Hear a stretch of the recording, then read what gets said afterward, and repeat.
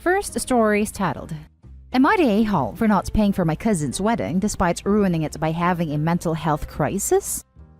My favorite cousin was supposed to get married last year, but postponed to this year with only close family and friends invited, a total of 30 people. I was excited to go, as I live alone and my parents died when I was in college, so I try to make family a priority when I can. At the wedding, my aunts kept picking at me for being single, as family does when you get to your mid-20s with no partner, and something in my brain apparently broke. I don't fully understand what happened, but I started crying, just inconsolable weeping. I remember slumping to the ground crying, but after that, it's like my brain just shut off. I don't remember saying anything, but according to my relatives in the hospital, I kept rocking and crying. The next thing I remember, I was in the hospital feeling very calm. They kept me overnight, but released me saying it was just a panic attack. My cousin's wedding did not go well because of, well, that happening. In a wedding with 30 people, one person having a not minor mental health crisis is very hard to cover up or hide, and it derailed the events. She and her new husband are now raging that I ruined their wedding, and now owe them the cost of the wedding. I said no. I didn't intentionally ruin their wedding. I had a terrifying mental health incident that I am seeking care for. I've never had anything like that happen before. I get nervous sometimes, but it's never been like that. I don't even like crying in front of people. I am trying to seek therapy, but the closest appointment I can get is 6 months from now. Also, I don't have the money to pay for an entire wedding. Yes, I have savings, but I have to save that for the possibility of something happening in my own life because I'm the only person I really have. Obviously, the breakdown that happened at her wedding was over-emotional way of putting it. But the truth is that I am unlikely to ever find someone. I'm 25 years old. I have to take time to get my mental health in check. And even if I was 100% fine, there's no way for me to meet anyone now anyway. I only have myself. Everyone in my family has partners and a family. I'm completely alone. I mean, I even had to Uber home from the hospital because I don't even have parents anymore as they passed 3 years ago, and you don't get closer to your cousins by going crazy around them. They are now threatening me with being cut out of the family. I told them they were only proving my point, and have put everyone on mute since. Am I the a-hole? Now for the top comments. Everyone sucks here. You don't owe them the cost of the wedding. That's ridiculous. If a guest had a heart attack at the wedding, I doubt they would ask them for money. Your complete breakdown did ruin their day though. Edited to add, if you didn't want your mental health remarked on, then the post should have read, Am I the a-hole for not paying for my cousin's wedding when I had a medical emergency during the event? However, friends and family lose their sympathy quickly when an ill person, or addict, will not get help. The way you described the wedding event suggests that you need professional help with this ASAP. Already needed it prior to this, really. You say you are trying to seek therapy, but there are many therapy options even in COVID, and your family may be reaching their breaking point supporting you. Leave them aside for the moment and focus on getting yourself the help you need. Yes, I agree with this. OP, you say nothing like this has happened before, but it sounds like you had mental health problems before that perhaps you weren't taking care of. You're catastrophizing even in the post. There's no way for me to meet anyone now anyway. This is just ridiculous. You're 25. You don't live on Mars. You have access to the internet and presumably a job. Get the help you need.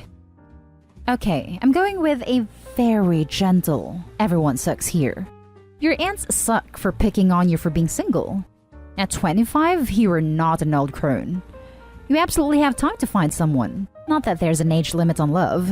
My great-grandpa got remarried at 86. Also, it's rude as hell to make fun of people for their relationship status at any age. Your cousin sucks for expecting you to reimburse the whole wedding. That is ridiculous. Everyone that isn't you sucks for not removing you from the situation. You should have been escorted from the room to get some space and allow the rest of the guests, and the bride and the groom, to continue enjoying themselves. You suck for two things. Your attitude and love. Seriously, at 25, you're not destined to always be alone. Get a grip. And for not leaving the space when you started crying. I have had many panic attacks, and I've been able to leave the space before breaking down. Obviously, everyone's mental health is different, but once it was clear you were getting very upset, you should have excused yourself. Again, this is a gentle, everyone sucks here, because panic attacks can catch you off guard, especially if this was your first. Not the a-hole for not paying, not the a-hole for an unavoidable crisis. But your whining about being single makes me think you aren't actually being apologetic to them and are taking a woe me attitude. You did ruin their wedding, and your breakdown is what everyone is going to remember about it. The least you could do is not make the aftermath about you too. Now for the next story. Am I the a-hole for calling my mom a terrible parent and temporarily running away after learning she listens to my therapy sessions? A little bit of context. I, 17 male, just started therapy because I was feeling incredibly overwhelmed and I relapsed into some bad habits. My mother, 48 female, is quite the traditional woman, and it took a lot of convincing because she thinks therapy is for crazy people. Anyways, I have been talking to my therapist for about a month now, and it's really helped me open up about a certain thing I wasn't comfortable with, like my dad's alcohol addiction, etc. My mom and dad are separated. So one day, I mentioned that my mom can be a little too much, and she forces me so much I cry myself into sleep for weeks because she keeps criticizing me. After I came home from that, my mother was looking a little angry, and I asked her what happened. She started screeching that I was an ungrateful brat, and that if I have a problem with her, I should say it to her face. She then started to call me some horrible names, and saying that I didn't appreciate her enough, that I'm, and I quote, nothing like she imagined me growing up. That was the last straw. I just got angry and told her she was a terrible mom and packed my bags to crash at a friend's house not far away. By the way, my friend is okay with it. She knows sometimes my household isn't safe and she's very welcoming. So, I actually have been thinking, and I think I might be a little bit of an a-hole here, because I do feel ungrateful, and I do think that she might have been a little right. After all, she escaped from my abusive dad, and I feel like I might overreacted by leaving her for now, but this is eating me alive. Edit. I don't know how she heard what I said at the therapy session, but knowing her and my past experiences, it is very likely she snooped around on purpose. Not an a-hole at all. Therapy is private time to talk about what hurts your mental health. It was way out of line for her to listen, and even more so to lash out at you for it. Do you know how she listened in? Not an a-hole. Please inform your therapist of what happened. Not an a-hole. Your mother was absolutely wrong from start to finish here. 1. Criticizing you to the point that you cry yourself to sleep. 2. Spying on your therapy sessions. Not sure how this happened, but it is a horrifying invasion of privacy. 3. Blowing up at you for your feelings. You are entitled to your feelings and to express them, even if someone wishes you felt differently. 4. Insulting you and telling you that you're nothing like she imagined. That is wildly unacceptable, arguably abusive behavior. This behavior sounds like that of someone who is emotionally abusive. You mentioned that your father was also, but that doesn't rule out her being mistreating to you. You, in contrast, have been great. You did all the right things, from talking to your therapist to leaving the house when the mistreatment escalated. Your mother is supposed to care for and protect you, that instead, she's hurting you. You should be damn proud of the fact that you are caring for and protecting yourself, and keep doing it. That guilt you feel? That's the desired consequence of her manipulative, abusive behavior. Acknowledge it and then reject it as BS. You're good, kiddo. Keep taking care of yourself. You deserve it. Not the a-hole. Therapy sessions are confidential for exactly this reason, so you feel safe discussing any topic you wish without the fear of any repercussions. What your mother did was a horrible violation of your privacy and your trust, and, ironically, proved the point you were making to your therapist. The next story is titled, Am I the a-hole for refusing to attend my brother's funeral? So, some background. I, 23 female, had an older brother, Lance. He was 8 years older than me, and he absolutely despised me. Ever since the day I was born, he hated my guts and set out to make me as miserable as possible. Reason being was because he hated having a sibling, especially a sister, and was happy being an only child. To say that he was a bully is a major understatement. Our parents initially ignored it, as they thought it was just normal sibling rivalry. But when I was 5, they finally looked into his behavior and tried their very best to correct it. Nothing worked though. He got only worse and worse and meaner. One incident stands out in my mind. I was 6. He locked me out of the house when there was a tornado warning. Out of all the things he's done to me, that was the worst. because there actually was a tornado on the ground and it almost hit our neighborhood. When I was 10, he graduated high school and moved out. The last thing he said to me before he left was that I was worthless and would amount to nothing. Thankfully, that was the end of his days of bullying me. In the past 13 years that have passed since Lance moved out, we've only seen each other on a couple of occasions, one of which being his wedding, and he ignored me in all of them. Didn't even acknowledge my presence. He has 2 sons who I don't even know or were even introduced to. He told me that I would never amount to anything and was worthless. Well, I'm in nursing school hoping to fulfill my dream of becoming a nurse, and I have a wonderful doting boyfriend. Well, 2 weeks ago, I got a phone call from my mom. Lance was coming home from work and he lost control of his car and wrapped it around a streetlight. By the time the ambulance got there, he was already gone. I only felt heartbroken for my parents because you should never have to bury your child, but I felt nothing towards him. I made it clear to my parents that I was not going to Lance's funeral. Not after his years of bullying. They were not happy.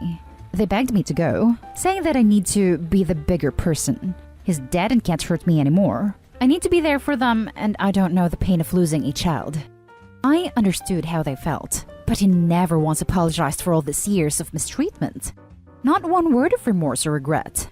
They tried insisting that he was a changed person, but I stood my ground and did not go. My abuser did not deserve my grief or my presence.